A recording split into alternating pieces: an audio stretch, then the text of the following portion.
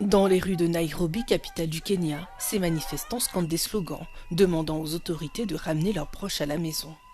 Famille ou amis, ils connaissent tous un homme bloqué sur le front en Ukraine, après avoir été trompé par des promesses d'emploi en Russie. Ils ont aussi adressé une pétition au Parlement pour l'interdiction du recrutement de ces jeunes hommes. Nous exigeons que le gouvernement kényan mette fin à son silence et s'exprime sur cette question. Le gouvernement kényan est impliqué, nous l'exhortons donc à rencontrer les familles aujourd'hui ou immédiatement afin que nous puissions rapatrier tous les Kenyans se trouvant en Russie, qu'ils soient vivants ou morts.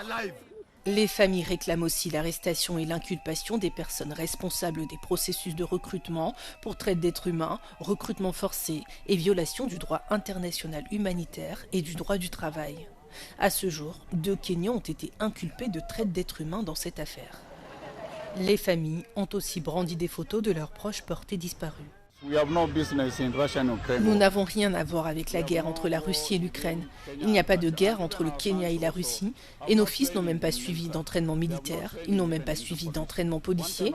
On ne peut pas s'entraîner pendant seulement 1 ou 2 semaines et ensuite rejoindre l'armée russe, une armée de cette nature et de cette envergure.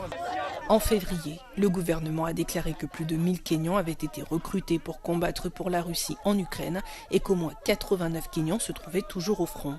Il a aussi confirmé un décès.